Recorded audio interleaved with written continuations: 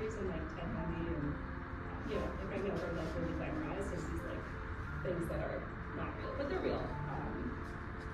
They are real. There was a serial killer in Winnipeg